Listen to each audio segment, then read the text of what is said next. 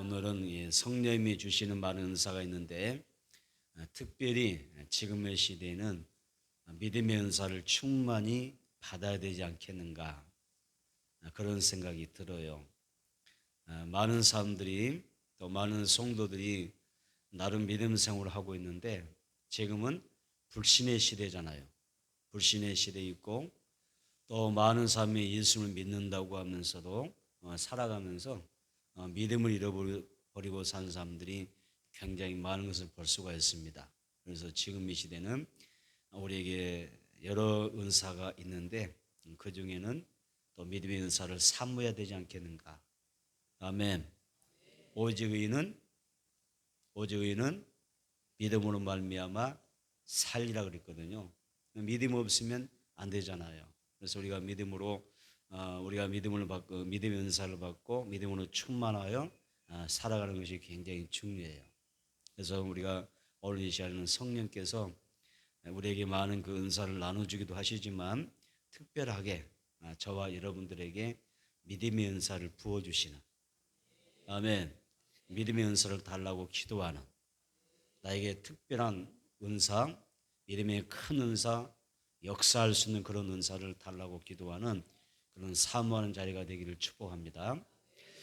성령님이 우리에게 오셔서 하신 일들이 많이 있어요. 성령이 우리에게 오셔서 하신 일이 있는데 먼저 성령님은 우리의 죄를 깨닫게 하셔요. 사람이 죄를 지어도 깨닫지 못하면 회개할 수가 없잖아요. 회개하지 못하면 용서받을 수가 없고 용서받지 못하면 구원받을 수가 없어요. 성령님이 오셔서 내게 주시는 은혜 가운데 내게 죄를 깨닫게 해주셔야 돼요. 성령 오셔서 나의 죄를 깨닫게 하시고 내 마음에 정말 회개의 영을 부어주시는 그런 은혜가 필요합니다.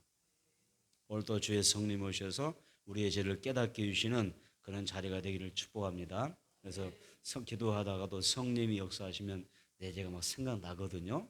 생각나고 떠오르게 되고 과거에 지었던 죄도 다 떠오르면서 하나님 앞에 회개하게 돼요. 회개는 굉장히 중요합니다. 회개는 굉장히 중요한데 우리는 그 회개를 통해서 내가 그 답답했던 그런 심령들이 풀어지게 되고 또 시원하게 되는 역사도 있게 될 줄은 믿습니다. 성령님은 이렇게 오셔서 하신 일 가운데 나의 죄를 깨닫게 해주신다. 그리고 성령님이 어떤 일을 하시냐, 나로 하여금 예수가 나의 구주됨을 믿게 하시는 거예요. 다시 한번 성령님이 나로 하여금 예수님이 나의 주인으로 나의 구주로 믿어지게 하신다.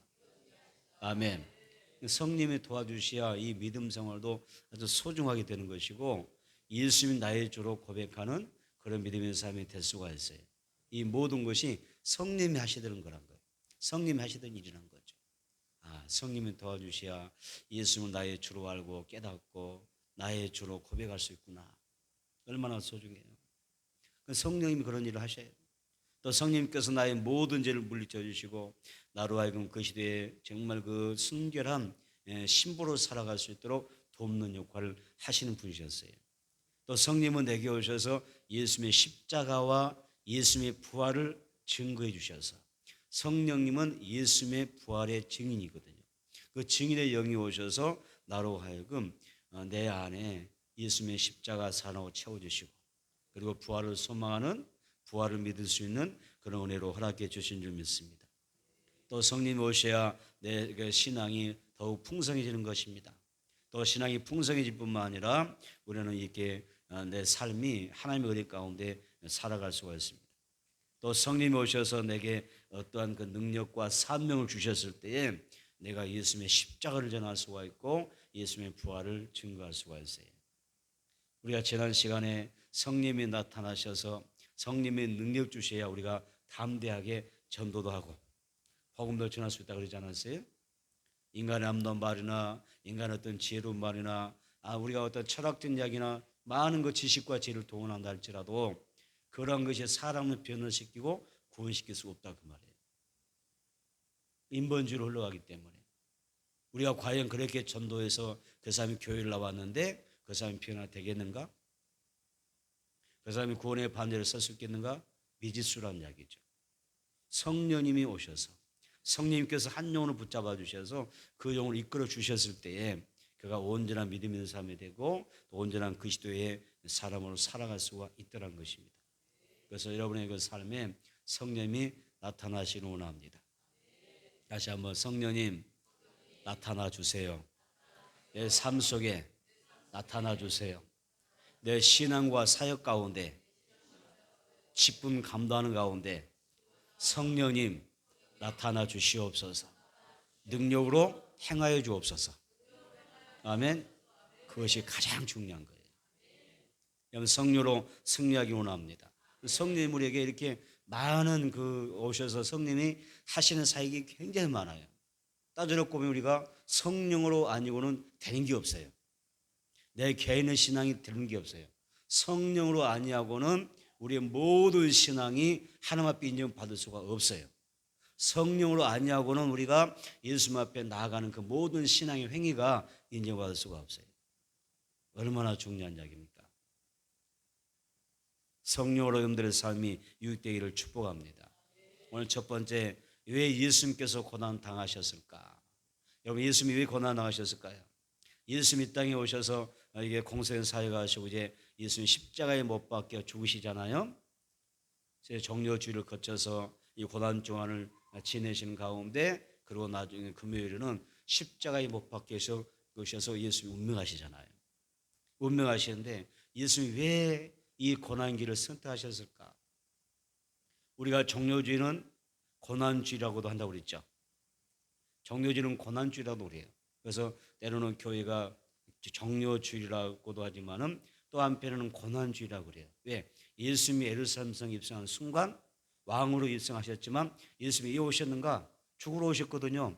성경대로 죽으러 오셨거든요. 성경대로 오셔서 죽으시고 성경대로 십자가에 못 박혀 죽으시기 위해서 이 땅에 오신 거거든요.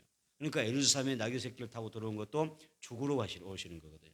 다른 사람은 왕이 오셨다고 박수치고 한우하고 호산나 다윗의 자손 예수여 막 예수님께 영광 들고 난리 나는 찬양 난리인데 예수님은 혼자는 다 하시잖아요. 아무도 그걸 몰라주지만 예수님 스스로 혼자 생각할 때는 내가 지금 예루살렘 성에 왜 입성해요? 만왕의 왕으로 입성하지만 내용이 뭐예요? 내가 십자가에 못 박고 죽으려고 예루살렘 성에 들어오신 거거든요. 예수님이 그렇게 고난받으러 들어오신 거예요. 그러니까 일반적인 사람과 보통 믿음의 사람과 영이 활짝 열서 예수님이 왜 우리가 오셨는가, 예수님 나와 무슨 상관인가 이걸 아는 사람은 알거든. 아, 예수님이 예루살렘 입성하시는 것은 정료절에 예수님이 찬양 받으시고 부활을 상징하는 거죠. 생명의 그 가지를 흔들면서 예수님 환영하지만 아, 예수님이 죽으러 오시는구나. 나 같은 죄인을 구원하기 위하여 예수님이 십자가에 못 박히셔서 달리셔서 죽으러 오시는구나. 이게 보인다 그 말이에요. 그 예수님은 하나님의 뜻을 이루기 위해서 오신 것입니다. 일평생 예수님은 하나님의 뜻대로 순종하며 사신 줄로 믿습니다. 그래서 하나님의 영광을 다 버리고 하늘의 영광 버리고 이 땅에 오셔서 죄인을 용서하셨고요. 또 병자를 고치셨고 귀신 들린 자를 다 노인받게 하시고 놓아주셨어요. 또 죽은 자를 살리시고 절망에 처한 자에게 소망을 주셨어요. 마가복음 14장 36절을 보겠습니다. 마가복음 14장 36절입니다. 마가복음 14장 36절 우리 함께 읽도록 하겠습니다. 마가복음 14장 36절 시작. 이르시되 아빠 아버지여 아버지께는 모든 것이 가능하오니 이 잔을 내게서 옮기시옵소서. 그러나 나의 원대로 마옵시고 아버지의 원대로 하옵소서 하시고 아멘. 여기서 보니까 아빠 아버지여 그랬잖아요. 아빠 아버지여라고 할 때는 어린아이가 아버지를 부를 때 아주 친숙하게 부를 때 그런 호칭이에요. 아빠 아버지. 요즘도 아빠 많이 하잖아요. 그렇죠? 여러분 자녀들이 아빠 하잖아요. 그런데 아이들도 많이 커버리고 성장하면은 나이가 지긋하면 자기 아버지에게 아빠를 합니까? 아버지 그러지. 아버님 그러죠. 어린아이일수록 아버지 볼 때 아빠라 그러거든요. 어린 아이로서의 그 심정을 가지고 자기 아버지를 부를 때 아빠라 그러거든요. 예수님이 어린 자의 심정이 되는 거예요. 그러니까 하나님 아버지와 내가 아주 친숙한 관계에서 내 아버지를 부를 때 아빠, 아버지라고 그러는 거예요. 그러면서 예수님께서 아빠, 아버지라 부르면서 모든 것이 가능하오니 이 십자가에 못 박힌 것만큼은 좀 옮겨주세요. 이게 얼마나 고통스럽고 얼마나 고난스럽습니까? 하나님 아버지는 하실 수가 있잖아요. 다른 방법으로도 얼마든지 이 세상의 모든 죄를 구원할 수 있는 방법인데 꼭 내가 십자가에 못 박혀서 철저하게 그 고통 가운데 죽어야만 내가 일생의 재물이 돼야만 뭐 인류가 구원받는 것입니까? 방법 없습니까? 방법 좀 바꿔주세요. 아빠, 아버지. 어린아이가 아버지에게 탄원하듯이 요청하듯이 하소연하듯이 막 간절히 기도한 거예요. 그러다가 내용은 싹 바뀌는 것입니다. 뭐라 바뀌었습니까? 자, 밑줄 긋습니다. 나의 온대로 마옵시고 나의 온대로 마옵시고 아버지의 온대로 하옵소서. 이렇게 바뀌는 거예요. 기도하다가 은혜 가운데서 성령 안에서 기도하다가 영적으로 더욱더 충만인 가운데 성숙함으로 하나님 앞에 나가는 거죠. 더 이상 아빠 아버지가 아니라 이제는 아버지요, 내 뜻대로 내 온대로 하지 마시고 아버지의 온대로 되기를 원합니다. 할렐루야. 예수님 그렇게 기도하시더라는 것입니다. 예수님 자신이 마셔야 될 그 인류의 그 모든 죄악의 잔을 다 예수님이 한 그 잔 가운데 들이마셨을 때 얼마나 쓰고 얼마나 고통스럽고 너무나 얼마나 처절하겠어요. 그 얼마나 고통스러운지 예수님이 아시는 거예요. 더욱이 속죄의 양이 되어서 하나님 아버지 앞에 버림받는다고 하는 사실. 내가 십자가에 가장 더 두렵고 이 사도 바울은 성령이 나를 떠날까봐, 성령이 사역할 때 성령이 안 나타날까봐, 내 사역 가운데 전도 가운데 성령이 안 나타날까봐, 능력이 안 나타날까봐 이게 들어오는데 예수님 뭐가 들어온 거예요? 그죠? 사도 바울은 아무것도 안 들어왔다고 그랬잖아요. 아무것도 안 들어오는데 내 사역 가운데 전도 가운데 성령이 안 나타나는 거. 성령이 나타나시면서 들어와. 다른 거 안 들어와. 성령의 나타남, 성령의 능력이 없는 것을 나는 두려워합니다. 성령님 역사해달라고, 도와달라고, 내 사역 가운데 성령께서 100% 지원해달라고 몸부림치는 거예요. 예수님은 기도하시다가 두려워하는 거예요. 뭐가 두려워요?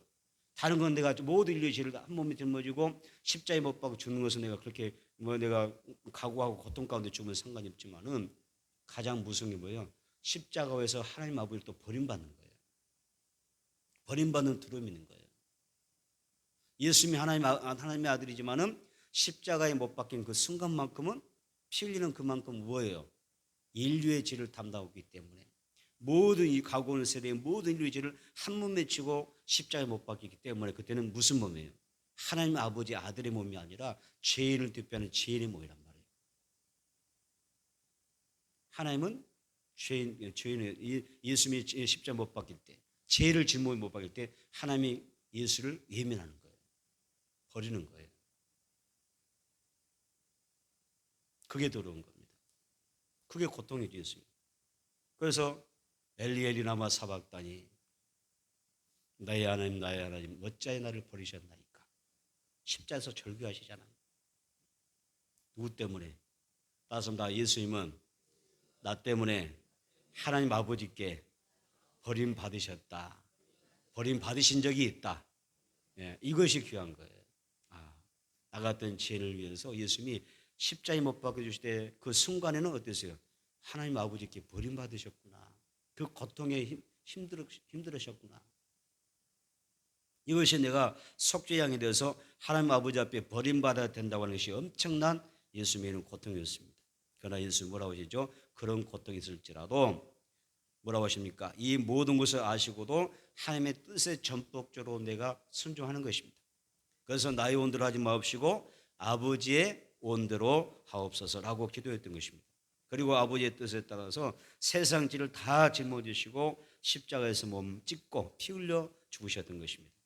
이러한 순종의 모습이 있었기 때문에 우리가 온갖 죄악과 저주에서 살아온 사람들인데, 또 여러분의 자녀들, 여러분의 남편들, 여러분의 부모님이 지금 죄악 가운데 살아오는데 그들에게 예수를 믿는 사람에게 무슨 은혜가 있어요? 구원받고 영생을 얻을 수 있는 길이 활짝 열린 줄로 믿습니다. 생명길을 열어주신 것입니다. 고난 중간을 보내고 있습니다. 이 고난 주간에 참 예수님이 나를 위해서도 이렇게 십자가 못 박혀 주셨지만 나와 내 가족을 위해서도 못 박혀 죽으셨구나. 하나님 아버지께 버림받은 적도 있구나. 그것 때문에 처절하게 고통스러워 하셨구나. 이걸 생각한다면 고난 주간 어떻게 보내셔야 돼? 열심히 가족 전도하고 열심히 이번 주일만큼은 이번 주일 예배만큼은 우리 함께 교회 가서 예배 드립시다. 할렐루야. 막 전도하고 그러는 거예요. 성령님의 나타남으로. 아멘. 성령의 능력으로 써야 될 줄 믿습니다. 그러므로 말미암아 우리는 죄를 지었음에도 불구하고 내가 하나님 앞에 정말 못난 죄임에도 불구하고 때로는 버림받아 마땅한 죄임에도 불구하고 예수님의 보혈로 우리가 구원받고 영생을 얻게 된 줄로 믿습니다. 요한복음 6장입니다. 요한복음 6장 38절로 39절입니다. 요한복음 6장 38절 39절. 요한복음 6장 38절로 39절 시작. 내가 하늘에서 내려온 것은 내 뜻을 행하려 함이 아니요 나를 보내신 이의 뜻을 행하려 함이니라. 나를 보내신 이의 뜻은 내게 주신 자 중에 내가 하나도 잊어버리지 아니하고 마지막 날에 다시 살리는 이것이니라. 아멘. 믿으세요. 내가 하늘에서 내려온 것은 말씀이 유시되 우리 가운데 오신 이유가 예수님 하나님의 아들 예수가 이 땅에 오신 이유가 뭐예요? 내 뜻을 내 목적을 내 무슨 소원을 성취하려고 하는 것이 아니잖아요. 뭐 하려고 오셨어요? 나를 보내신 이의 하나님 아버지의 뜻을 행하려 왔다 그랬거든요. 예수 오신 목적이 뭐예요? 하나님의 뜻을 이루기 위해서 오셨어요. 그 뜻이 뭐였습니까? 그 밑에 우리가 39절 중간부터 봅니다. 하나도서부터 밑에 보세요. 하나도 잃어버리지 않냐고 마지막 날에 다시 살리는 이것이니라. 이것이 하나님의 뜻이에요. 예수님 땅에 오신 이유는 다른 게 없어요. 하나님의 뜻을 이루고 오셨는데 하나님의 뜻이 뭡니까? 세상의 모든 삶이 예수 믿고 구원받는 것입니다. 아멘. 다 한 영혼도 지옥 가는 게 아니에요. 다 예수 믿고 구원받는 것이 하나님 아버지의 뜻인 것입니다.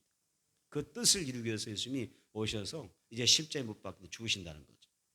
예수님이 십자가에 달리심으로 우리를 구원하시기 위하여 여러분 십자가에서 운명하십니다. 여러분 하나님 예수님의 순종이 하나님의 큰 뜻을 이뤘고 그 예수님의 순종 때문에 우리가 이렇게 구원받아 하나님 앞에 예배하고 있는 줄로 믿습니다. 할렐루야. 하나님 앞에 감사하는 거예요. 예수님이 이렇게 이런 하나님의 뜻 이루기 위하여 나 같은 죄는 구원하러 오셨구나. 감사하죠. 구원시켜준 거 감사하잖아요. 아멘. 감사 많이 하시기 바랍니다. 아멘. 자, 입을 열어보세요. 감사합니다. 감사합니다. 감사 많이 하셔야 돼요. 뭐 당연히 누리는 것으로 생각하면 안 돼요. 교회 다니는 것도 당연히 누리는 게 아니에요. 내 이렇게 하나님 앞에 나서 예배드리는 것도 당연히 누리는 게 아니라 하나님 앞에 엄청난 은혜를 받고 있는 거예요. 야, 내가 뭔데 이런 특별한 은혜를 받고 있지. 성령 대망에 참여할 수 있는 이 은혜 누가 주셨어요? 하나님 주신 거죠. 은혜 받을 수 있는 누가 주신 거죠? 하나님 내 마음을 준비시키사 주의 음성을 들을 수 있는 길을 열어주시고 은혜 받게 하시거든요. 우리 엄청 복 받은 거예요. 그 다음에 예수님이 오신 이유가 뭐냐? 예수님의 죽음은 하나님을 향한 하나님의 그 사랑을 증명하는 것입니다. 그래서 하나님의 사랑을 증명하기 위해서 오신 겁니다. 삶의 생명을 주는 것보다 여러분 생각해 보세요. 생명을 내게 주는 것보다 더 큰 사랑이 어디 있어요? 자기 생명을 주는 것보다 큰 사랑이 어디 있겠어요? 예수님이 십자가에서 고난당하시고 죽으신 것은 나를 사랑하기 때문입니다. 요한일서 4장 16절입니다. 요한일서 4장 16절 보도록 하겠습니다. 요한일서 4장 16절. 요한일서 4장 16절입니다. 시작. 하나님이 우리를 사랑하시는 사랑을 우리가 알고 믿었느니 하나님은 사랑이시라. 사랑 안에 거하는 자는 하나님 안에 거하고 하나님도 그의 안에 거하시느니라. 주세요. 하나님은 뭐라고요? 사랑이시라. 하나님은 사랑이시다. 하나님의 사랑 안에 거하는 자는 하나님 안에 거하는 것이고 하나님도 그의 안에 거하는 것이다. 이렇게 말씀하시죠. 하나님께서 우리를 먼저 사랑하셨기 때문에 우리도 사랑하는 것입니다. 어떤 사람이 하나님 정말 사랑해요. 여러분 그런 때 고백하시죠. 하나님 사랑해요. 내가 얼마나 주님 사랑한지 아세요? 하나님 정말 무지무지 겁나 사랑해요. 그렇죠? 그러게 고백할 때 있어요, 없어요? 하나님 사랑한다고 고백하잖아요. 그런데 성경에는 여기다가 하나 덧붙여 놓으셨어요. 너가 정말 나를 사랑한다고? 나를 사랑한다면 뭐라고 하셨어요? 보이는 형제를 사랑하라. 그래요. 보이는 형제를 사랑하는 사람이 보이지 않는 하나님도 사랑하는 거야. 이렇게 말씀하셔요. 그러니까 하나님, 내가 아까 나도 편하고 재밌었어요. 하나님을 무지무지 또 겁나 또 뭐 엄청 내가 사랑한대요. 사랑한다고 고백해요. 사랑한다고 고백하는데 중요한 것은 그 사랑이 어디에 나타나야 돼요? 보이는 형제들에게 나타나야 돼요. 그럴 때 그 사랑을 우리 하나님께서 인정해 주시고 받아주신다는 것이죠. 그래서 눈에 보이는 형제도 우리가 사랑하지 못하면서 보이지 않는 하나님을 사랑한다고 하는 것은 있을 수 없다고 하는 게 성경의 이야기예요. 누구든지 하나님을 사랑하는 사람은 자기 형제를 사랑해야 될 줄로 믿습니다. 주님의 사랑 십자가를 기억하면서 이 고난 주간에 여러분 주님의 그 구원과 은혜를 열심히 또 형제들에게 전할 수 있게 되기를 바랍니다. 자, 우리가 이렇게 이제 이 고난 주간 보면서 예수님이 땅에 오셨는가? 첫째 뭐였어요? 하나님의 뜻을 이루기 위해서 오셨다. 또 하나님의 사랑을 우리에게 전하기 위해서, 증거하기 위해서 오셨다. 이 사랑을 이야기하고 있습니다.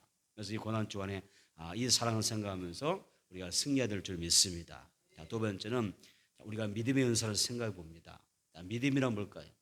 믿음이란 믿을만 하다 그런 뜻이에요. 내가 이걸 믿을 때 정말 믿을만 한 거야. 진짜 믿을만 해. 또 믿어진다. 그리고 나는 의심이 되지 않는다. 의심하지 않고 난 믿어진다. 이게 믿음인 거잖아요. 히브리서 11장 1절 보겠습니다. 히브리서 11장 1절. 히브리서 11장 1절을 보겠습니다.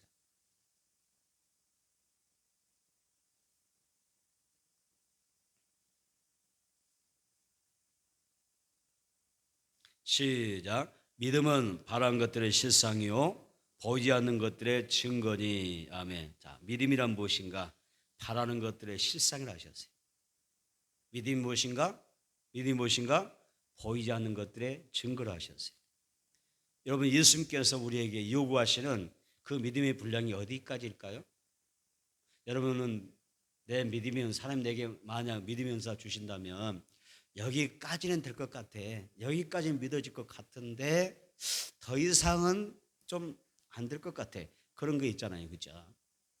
그래서 예수님이 우리에게 믿음의 은사 주실 때 너의 믿음의 분량은 어디까지냐?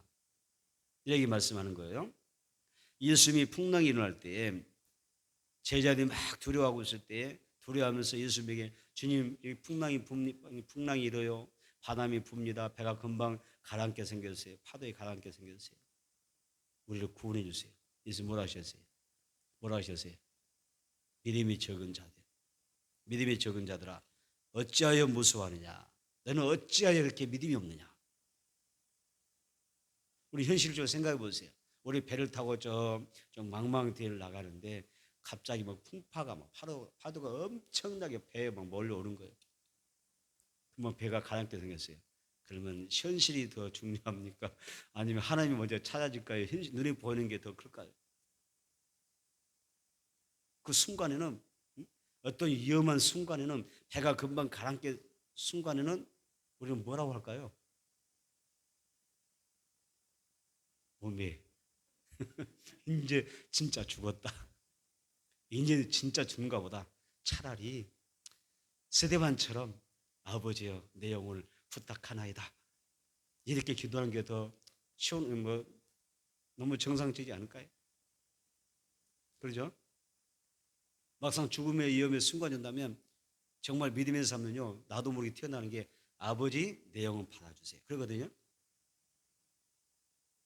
저도 어느 순간에 차 타고 가다가 급발진 한번 걸린 적이 있어요. 진짜 이거 통제가 안 되더라고. 다행히 앞에 차가 없어서 망정이고 뒤에 차가 없어서 망정인데 이 차 엔진이 소리를 내는데 요란해 버려요. 그리고 날아가는데 총알처럼 날아가 봐. 앞으로 막 달려가는 거예요. 이제는 죽는가 보다. 오히려 사람이 처음에는 두려운 마음이 엄습해 오는데 어느 순간에 두려움하면 싹 하시면서 어떤 마음이 드냐면 아버지 내 오늘 이게 죽겠는데 내 영혼 받아주세요. 저절로 나오더라고요. 마음을 준비하고 있더라고요. 딱. 준비하고 있더라고요. 그러면서 이 키가 안 먹히잖아요. 꺼지지도 않아요. 꺼지지도 않는 거예요. 이미 이게 달아버리니까 소리를 이 엔진 과열되면서 소리 고음을 내면서 달리기 시작하는데 적이 없어요. 아무도 없어요. 나중에는 키를 한번 딱 꺼봤어요. 끄고 가는 거예요. 앞으로 쭉 가는 거예요. 앞에 차가 없으니까 망정이지. 엄청난 상황 앞에 있어요. 그런데 어느 순간 하니까 차가 스르르 하면서 딱 멈추더라고요. 그래서 제가 죽다가 돌아왔습니다. 돌아왔는데 거기서 다른 사람한테 뭐 또 겁이 있죠. 아 이렇게 살려주신 거 가도 되겠다. 다른 사람은 이렇게 키를 살리기가 좀 두려움이 있을 수 있잖아요. 살렸어요. 다시 왔어요. 배짱도 좋아. 제임스한테 배짱이 너무 좋은 것 같아요. 우리는 어떤 상황에서 어떠냐면 어떤 상황에서는 정말 어느 순간에 되게 되면 여러분 믿음의 은사를 사용하기가 쉽지 않아요. 오히려 체념한다든지 포기한다든지 하나님 앞에 이제 나의 모든 것을 내 생명을 주님께 맡깁니다. 위탁하는 것으로 넘어가죠. 당겨 넘어가죠. 예수님의 제자들이 그런 상황이었던 거죠. 그렇죠? 예수님의 제자들이 그런 상황이죠. 풍랑 있는 바다에서 그들은 말 그대로 잠비 바다에서 어부 출신들이지 않습니까? 잠비가 굴고 샀는데 이미 자기들의 통제를 벗어났거든요. 해가 가랍게 생겼거든요. 그래서 예수님이 같이 계시는데 예수 막 흔들어 깨우면서 주여 우리가 죽게 생겼습니다. 깨어나소서 일어나소서 우리를 살려주세요. 그랬더니 다른 사람 같으면 어떻게 하세요? 얼마나 걱정했냐, 얼마나 무서웠냐, 얼마나 두려웠겠느냐 따둑거리면서 이렇게 안아주시면 좋겠어요. 근데 예수님이 다르게 말씀하는 거예요. 다르게 뭐라고 하셨어요? 뭐라고 하십니까? 어찌하여 이렇게 무서워하느냐? 어찌하여 이렇게 따섭니다. 어찌하여 이렇게 무서워하느냐? 너희가 어찌하여 믿음이 없느냐? 믿음의 은사를 이야기하고 있는 거예요. 이것은 분명히 예수님이 뭐 하는 거죠? 시청각 교육을 시키는 거예요. 그 목적으로 이 제자들을 배를 타고 데려간 거예요. 그러니까 그렇게 말씀하시는 거예요. 여러분, 우리 어떤 상황에서 힘든 일이 있고 어떤 내 인생이 풍랑일 때 우리는 어떻게 반응해야 돼요? 포기해야 될까요? 단념할까요? 체념해야 될까요? 주님 어쩔 수 없잖아요. 주님 알아서 죽이든 살리든 알아서 해주세요. 살리려면 하늘에서 동화줄 내려주시고 죽으려면 뭐 옛날 누구 뭐 이야기도처럼 썩은 줄 내려주시고 알아서 하세요. 이렇게 말하지 않는 거예요. 이때는 뭐라고 하죠? 예수님이 자, 풍랑을 위해서 이 제자들을 위해서 믿음 없음을 책망하시면서 믿음의 은사를 얘기하면서 선포하시잖아요. 바람아 파도야 잠잠하라 했으니까 다 잠잠해지거든요. 여기서 뭘 예수님이 가르치는 거예요? 제자들에게 믿음의 은사를 이야기하는 거예요. 너에게 믿음이 있다면 기적이 난다. 믿음이 있다면 바람도 잠재울 수 있다. 믿음이 있다면 죽을 자의 자리에서 죽을 자에서 살아날 수 있는 거야. 오늘 믿음의 은사가 임하기를 원합니다. 아멘. 혈루증을 앓던 여인이 있었잖아요. 12년 동안 피를 쏟은 여인인데 이 여인도 마찬가지예요. 이 여인도 예수님의 뒤에 가서 어떤 믿음이 와요? 믿음 은사가 발동되는 거예요. 하나님이 주시는 은사거든요. 그게 믿어져요. 따습니다. 믿어진다. 의심이 안 간다. 의심이 안 된다. 그냥 믿어진다. 이게 믿음 은사거든요. 그래서 이 여인이 내가 예수님 가실 때 저 뒤에 가서 예수님의 겉옷을 옷자락만 만져도 내 병이 낫는다. 어떤 내가 의사를 만나고 병원에서 치료했지만 안 나왔잖아요. 그럼에도 불구하고 이제는 죽을 자의 자리에 있지만은 희망이 없는 사람이지만 예수님 지날 때 딱 옷만 만져도 내 병이 깨끗이 나을 줄을 믿는다. 고침 받았어요? 못 받았어요? 받잖아요. 믿음 은사가 중요합니다. 오늘 여러분들에게 믿음 은사가 임하기를 원합니다. 아멘. 그래서 예수님 말씀합니다. 따라 내 믿음이 너를 구원하였으니 평안히 가라. 너의 병에서 놓여 건강할지어다. 그래서 그 믿음을 칭찬하고 병으로부터 완전히 자유함을 주는 그런 역사를 볼 수가 있어요.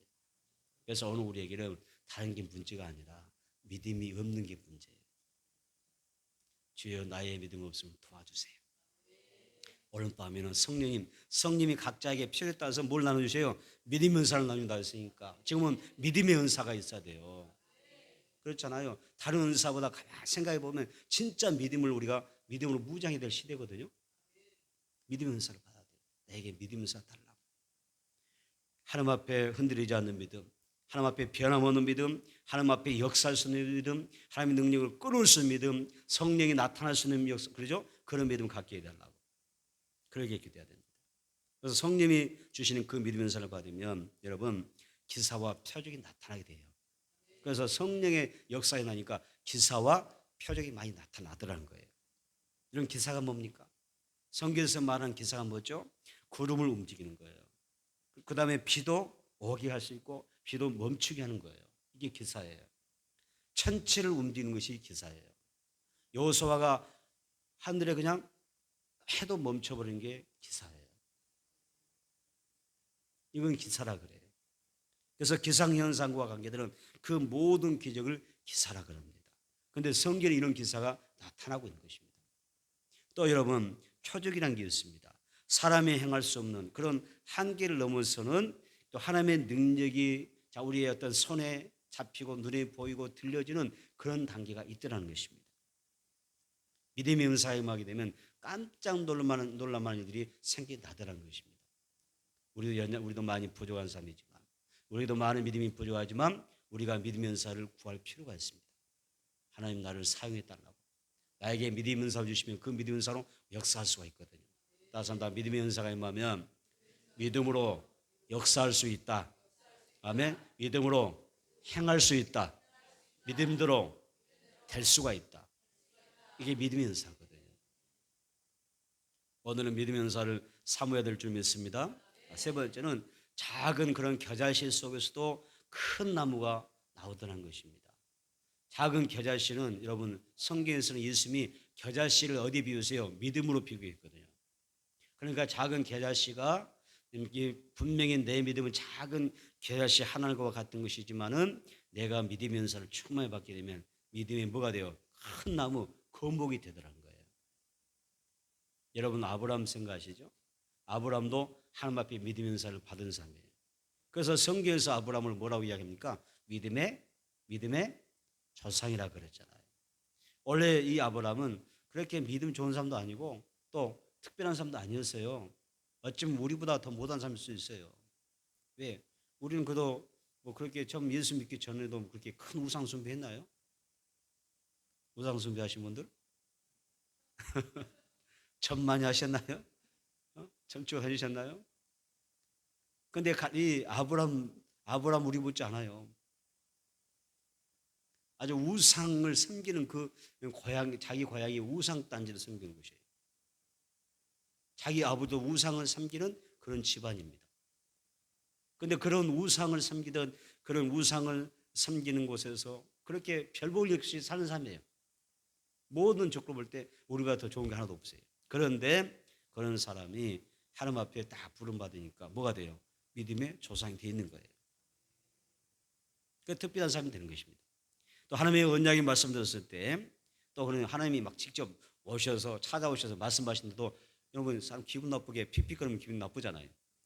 아니 내가 좀 이렇게 심각하게 진중하게 이야기하는데 내 대화를 듣는 사람이 그냥 뭐 별거 아닌 것처럼 웃고 있으면 기분 나빠요. 어째요? 기분 언짢을 수 있잖아요. 가만 보니까 아브라함도 그래. 가만 보니까 그의 아내도 그래. 하나님이 말씀하시도 아니 하나님이 말씀하시는데도 웃어 막 실없는 사람이 웃어 그냥 못 믿겠다는 식으로 웃어. 기분 엄청 나쁘셨을 것 같아요. 그래서 하나님이 왜 웃느냐? 제가 어디 웃으셨습니까? 아니다 웃었느니라. 막 이러면서 이렇게 막 이게 어떻게 보면 좀 다투는 느낌이 들어요. 아주 이게 책망하는 거죠. 이렇게 하나님과의 약속에 대하여 언제 신뢰하지 못했던 아브라함, 또 하나님과의 약속을 믿지 못해서 약속의 아들을 얻지 못한다고 해서 자기 그 아내의 몸종인 하갈과의 관계 속에서 또 첩에서 물어드세요. 이스마엘 아들을 얻지 않습니까? 어떻게 보면 굉장히 하나님의 그 믿음, 하나님의 그 신뢰를 저버리는 거죠. 그럼에도 불구하고 아브라함에는 특별한 믿음의 삶으로 인정해 주더라는 것입니다. 그래서 히브리서에 보게 되면 믿음으로 아브라함은 부르심 받았을 때에 순종하여 장래 기업으로 받을 때에 나갈 때에 받을 땅으로 나갈 때에 갈 바를 알지 못하고 나갔으며 이렇게 기록합니다. 그래서 하나님이 부르실 때 갈 바를 알지 못하지만 그러니까 온전히 순종함으로 나아간 그 모습 속에서 아브라함은 하나님이 믿음의 은사를 주셔서 따서 믿음의 은사를 주셔서 순종하게 하셨다. 믿습니까? 자, 우리가 신앙을 보게 되면 내가 하는 게 없거든요. 사실은 다 하나님의 은혜인 줄 믿습니다. 그러니까 아브라함이 이렇게 움직이는 것도 하나님의 마음을 준비하셔서 주의 말씀에 귀를 기울이게 하시고 그러죠? 겸손한 마음으로 받아서 나가는 거거든요. 그러니까 아브라함도 하나님이 아브라함 믿음의 은사 주신 거예요. 믿음의 은사 주셨더니 나중에 보니까 아브라함이 믿음의 조상이 되어 있는 거예요. 그래서 믿음의 큰 나무가 되어져 있죠. 엘리야도 있습니다. 엘리야도 우리가 똑같은 삶의 모습을 가지고 있습니다. 그러나 그가 비가 오지 않기를 기도한 지 3년 6개월 동안 비가 오지 아니했고 엘리야가 기도한 즉 하늘에서 비가 어땠어요? 비를 주고 땅에 열매를 맺더라 그랬어요. 그래서 보통의 사람들이 생각할 때 그렇게 할 수 없다고 해서 여러분 믿음이 없다고 하는 것은 절대 아닙니다. 우리가 이 막 아브라함처럼 아니면 엘리야 같은 큰 그림이 믿음의 그림이 없다 할지라도 당신은 믿음이 정말 없어 이렇게 말할 수는 없어요. 이해되죠? 없습니다. 다만 우리에게는 이보다 더 큰 믿음으로 역사할 수 있냐 없냐 이게 문제죠. 믿음이 적은 삶도 소중한 것이고 그렇죠? 하나님 앞에 귀한 삶이죠. 믿음이 큰 삶도 소중하고 귀한데 이왕이면 내 믿음의 분량이 좀 더 커서 아멘. 작은 믿음의 삶보다 작은 믿음의 은사로 믿음으로 살아가는 그런 삶보다는 큰 믿음의 은사 받고 역사할 수 있는 그런 삶이 된다면 얼마나 소중하겠는가. 그래서 아브라함 같은 삶도 나오고 엘리야 같은 삶도 나오고 또 하나님 앞에 더 소중하게 하나님의 역사 가운데 쓰여지는 그런 인물도 나오더라는 것이죠.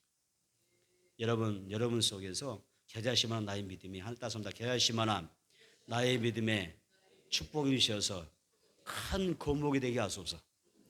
큰 나무가 되게 해주세요. 아멘. 믿음의 큰 나무가 되는 거. 이게 축복이 되는 것입니다.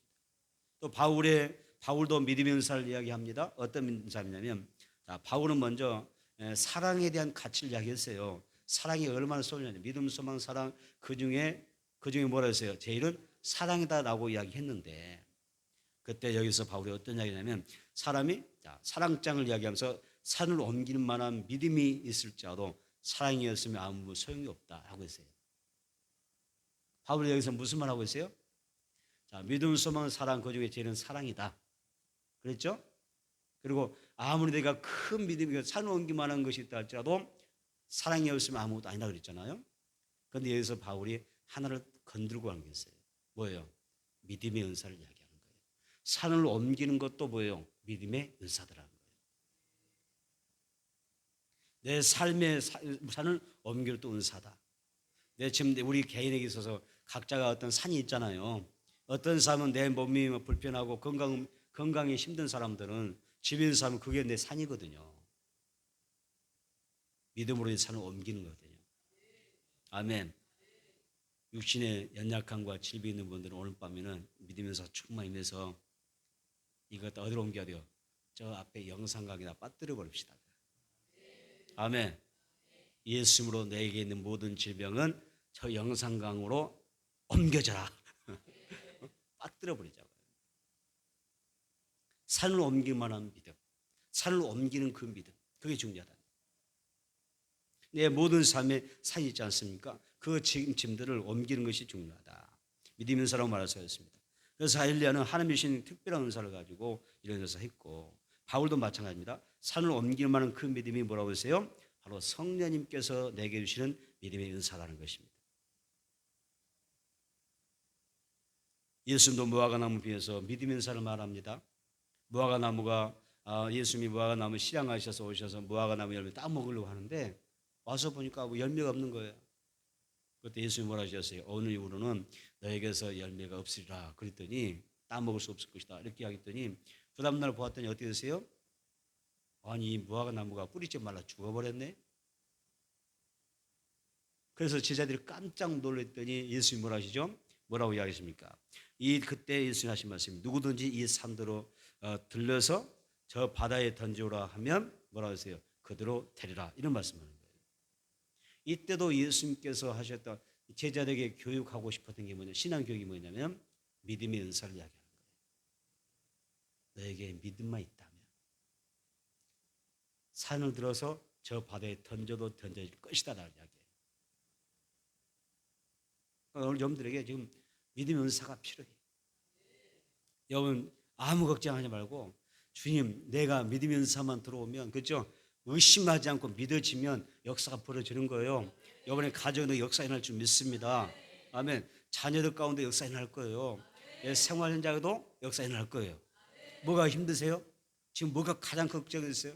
뭐가 가장 큰 염려이십니까? 걱정하지 마세요. 내게 믿음의 은사가 오면 예수님 지금 이걸 강조해요. 성경 보니까 믿음의 은사를 이야기해요.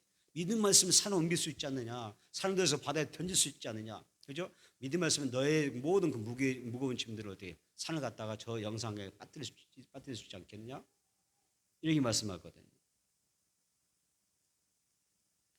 이럴 줄 믿고 마음에 의심하지 않고 믿으면 그대로 되는 것이 믿음의 은사인 줄 믿습니다. 예수님이 우리에게 이런 은혜를 주시기 위해서 십자가에 고난 당하신 줄 믿습니다. 예수님이 십자가에서 운명하시면서 내가 다 이루었다라고 말씀하시잖아요. 다 이루었다. 내가 너에게 믿음이라고 하는 선물을 준다고 말씀하시죠. 믿음의 은사는 구원의 믿음을 가진 자에게 성령께서 은사를 주시는 초자연적인 믿음입니다. 또 믿음의 선포는 능력이 있고 또 죽은 영혼을 살리는 역사가 있습니다. 어떤 능력 행함이나 병 고치는 신유 은사 같은 것들은요, 여러분 믿음의 은사가 동반돼야 됩니다. 어떤 사람 신유 은사를 내게 주세요. 주여 내게 신유의 기름 부어 주세요. 질병의 고침 받게 해주세요. 악한 행위들을 따라가게 해주세요. 삶의 문제 해결해 주세요. 막 기도하잖아요. 그게 멈추면 안 됩니다. 반드시 뭐가 있어야 돼요? 플러스 믿음의 은사가 와줘야 되는 거예요. 신유 은사는 믿음의 은사와 함께 가는 거예요. 그렇죠? 병이 그냥 났습니까? 믿음으로 병 고침 받잖아요. 신유 은사와 더불어 믿음 은사가 같이 가는 것입니다. 믿음의 선포는 능력이 있으며 살립니다. 오늘 여러분 믿음의 삶, 하나님은 잘 들어보세요. 하나님은 여러분의 말에 귀를 기울입니다.